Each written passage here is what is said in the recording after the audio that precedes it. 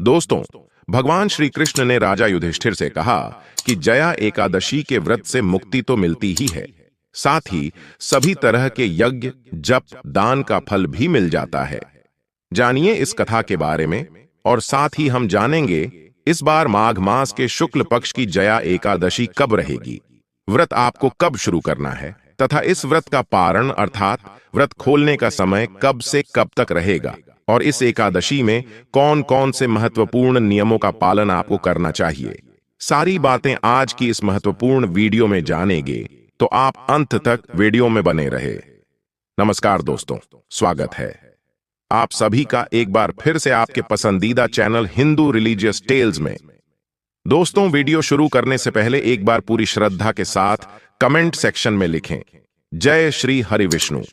भगवान हरि की कृपा आप पर सदैव बनी रहेगी, और वीडियो को लाइक करके चैनल को सब्सक्राइब अवश्य कर लें। एकादशी का हिंदू धर्म में खास महत्व है। सभी एकादशी में जया एकादशी सबसे महत्वपूर्ण मानी जाती है। ये व्रत काफी पुण्यदायी होता है। पौराणिक मान्यताओं के अनुसार इस एकादशी का व्रत करने से सभी पाप नष्ट हो जाते हैं और उत्तम फल मिलता है। जया एकादशी के शुभ दिन भगवान विष्णु की पूजा की जाती है। पंचांग के अनुसार इस बार 20 फरवरी मंगलवार को जया एकादशी मनाई जाएगी। कहते हैं कि इस दिन व्रत और विधिवत पूजन कर व्रत की कथा सुनने से सभी दुख दर्द दूर हो जाते हैं और परम मोक्ष की प्राप्ति होती है। धर्मराज युधिष्ठिर के आग्रह पर भगवान श्री कृष्ण ने उन्हें माघ मास में शुक्ल पक्ष की एकादशी यानी जया एकादशी की कथा सुनाई। इससे पहले उन्होंने इस व्रत का महत्व समझाते हुए कहा था कि व्रत को करने से मनुष्य हर तरह के पापों से छूटकर मोक्ष को प्राप्त होता है। इसके प्रभाव से भूत, पिशाच आदि योनियों से उसकी मुक्ति हो जाती है। इस व्रत को विधिपूर्वक करने से यह फल प्राप्त होता है।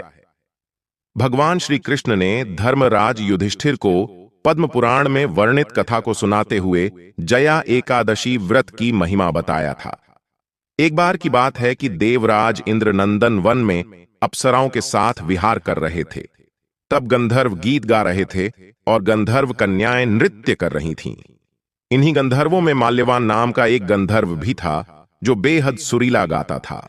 वह रूपवान भी था। इस दौरान वहां गंधर्व कन्याओं में एक पुष्यवती नाम की नृत्यांगना भी थी। पुष्यवती माल्यवान एक दूसरे की सुंदरता देख मोहित हो गए और अपनी सुध-बुध खो बैठे।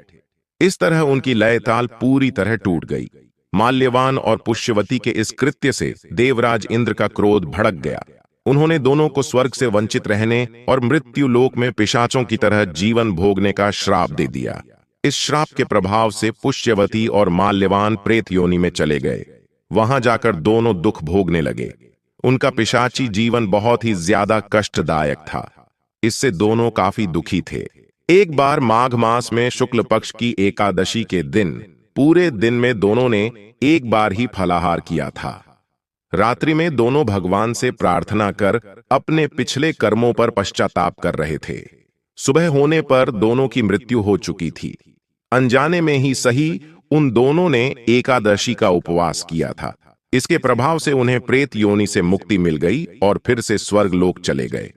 श्री कृष्ण ने राजा युधिष्ठिर से कहा कि जया एकादशी के व्रत से मुक्ति तो मिलती ही है, सभी तरह के यज्ञ, जप, दान का फल भी मिल जाते हैं। जया एकादशी का व्रत करने वाले मनुष्य हजारों वर्षों तक स्वर्ग में वास करते हैं। हमारे शास्त्रों में कहा गया है, संसार रूपी सर्व पापी मनुष्य समूह एकादशी के उपवास का पालन करते हैं तो वे तुरंत सुखी हो जाते हैं। तो इस प्रकार एकादशी की महिमा का गुणगान सिर्फ एक नहीं, दो नहीं, अपितु सभी वैदिक शास्त्र और पुराण करते हैं, क्योंकि एकादशी तिथि परम भगवान श्री हरि की अत्यंत प्रिय है। यह वही दिन है जिसका श्रद्धा और निष्ठा पूर्वक पालन करने से व्यक्ति अनंत सागर जैसे विशाल भव सागर को सरलता से पार कर सकता है। माधव तिथि एकादशी का यत्न पूर्वक पालन करना चाहिए, क्योंकि वही हमें परम भगवान श्री कृष्ण की स्तुति भक्ति प्रदान करने वाली है। संपूर्ण वर्ष में अनेक व्रत और उपवास आते हैं, लेकिन अगर आप इन सभी का पालन नहीं कर सकते तो फिर सिर्फ एकादशी का पालन करने से इन सभी व्रत और उपवास का पुण्य फल आपको सिर्फ एकादशी का पालन करने से ही प्राप्त हो जाता है। इस बार माघ मास में भी एक ऐसे ही अत्यंत पवित्र एकादशी तिथि बस आने वाली है और यह एकादशी है माघ मास के शुक्ल पक्ष की जया एकादशी या फिर भैमी एकादशी। इस बार यह मंगलमय एकादशी आ रही है। तो आइए अब जानते हैं एकादशी व्रत के शुभ मुहूर्त के बारे में। एकादशी तिथि प्रारंभ समय जो कि 19 फरवरी 2024 दिन सोमवार सुबह 8:51 और एकादशी तिथि की समाप्ति होगी 20 फरवरी 2024 दिन मंगलवार सुबह 9:57। तो सूर्योदय व्यापनी के अनुसार और शुद्ध रूप से एकादशी व्रत के लिए जो समय प्राप्त हो रहा है वह समय 20 फरवरी 2024 दिन मंगलवार को सभी एकादशी का व्रत धारण करेंगे। 19 फरवरी को 10वीं तिथि के दिन नियमों का पालन करेंगे। 20 फरवरी को एकादशी का व्रत धारण करेंगे और इस व्रत का पारण जो कि 21 फरवरी को किया जाएगा। एकादशी व्रत का पारण जो कि हरिवासर में नहीं करनी चाहिए। हरिवासर का समय द्वादशी तिथि का पहला चौथाई हिस्सा होता वह हरिवासर का होता है।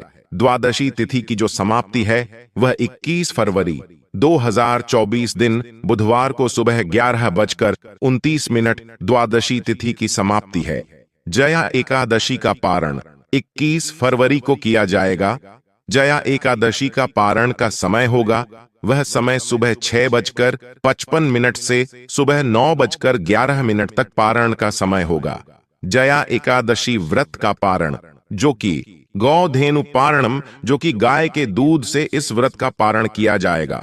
यह संभव ना हो पाए तो आप तुलसी दल जल या फल से व्रत का पारण करें।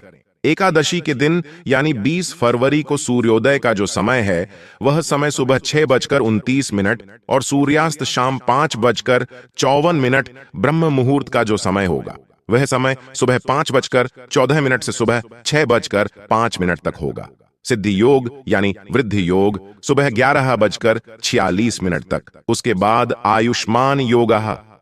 इस बार एकादशी के दिन 20 फरवरी को जो कि त्रिपुष्कर योग भी बन रहा है जो कि बड़ा ही पुण्य फलदायी है। त्रिपुष्कर योग जो कि दोपहर 12:13 से शुरू होकर के अगले दिन सुबह 6:55 तक होगा। रवि योग बन रहा है 20 फरवरी को जो कि सुबह 6:56 से दोपहर 12:13 तक होगा।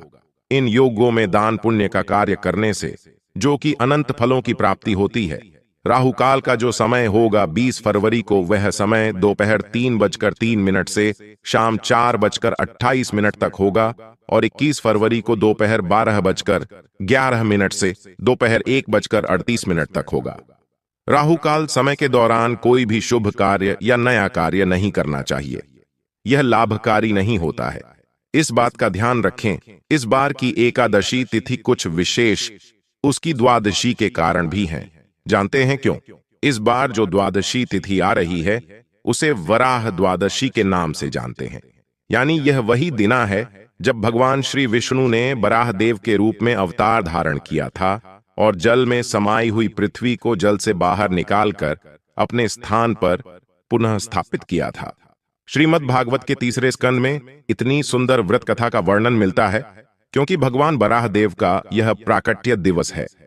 इसलिए इसके उपलक्ष्य में किया जाने वाला उपवास भी हम इसी जया एकादशी के दिन करते हैं और उनकी आविर्भाव उत्सव को हम अगले दिन यानी द्वादशी के दिन मनाते हैं।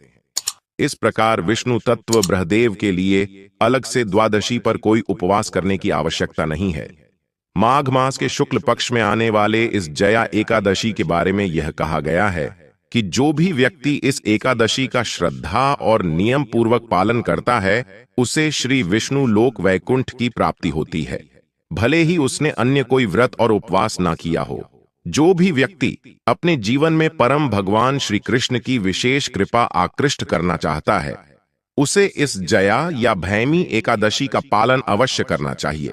इसका व्रत श्रद्धा और निष्ठा पूर्वक पालन करने के नियम अत्यंत था। सबसे पहले एकादशी के दिन प्रात ब्रह्म मुहूर्त में उठकर स्नान इत्यादि दैनिक कार्यों से स्वयं को स्वच्छ कर ले और उसके बाद अपने घर में या मंदिर में या फिर कम से कम ऑनलाइन मंगला आरती करें अथवा उसका दर्शन करें। उसके बाद भगवान के समक्ष हाथ में गंगा जल लेकर एकादशी व्रत का संकल्प लें। तत्पश्चात तुलसी देवी की पूजा अर्चना करें। उन्हें जल, धूप, दीप और पुष्प अर्पित करें तथा उनकी कम से कम 3 बार प्रदक्षिणा करें। उनके समक्ष बैठकर हरे कृष्ण महामंत्र का जप करें। इस एकादशी के दिन आप 108 मान के सिर्फ एक माला नहीं अपितु कम से कम 8, 16 या 25 माला का जप अवश्य करें। एकादशी के दिन हम उपवास करते हैं, किसी भी प्रकार का अन्न नहीं खाते, जैसे कि गेहूं, चावल, दाल इत्यादि, या फिर इनमें से किसी भी चीज से बना हुआ कोई भी खाद्य पदार्थ। अगर आपको शारीरिक रूप से आवश्यकता लगे तो आप फल, दूध, ड्राई फ्रूट, पनीर, एकादशी प्रसाद इत्यादि ले सकते हैं। प्रयास करें कि इस दिन कम से कम समय अपनी शारीरिक जरूरतों के लिए समय निकालें और अधिक से अधिक समय भगवान श्री कृष्ण के पवित्र नाम का जप करने में तथा उनके विषय में श्रवण कीर्तन करने में व्यतीत करें। आधारित पारण समय पर भगवान के लिए बनाया गया सात्विक अन्य प्रसाद तैयार करें। उसमें तुलसी पत्र डालकर उसे भगवान को भोग लगाएं।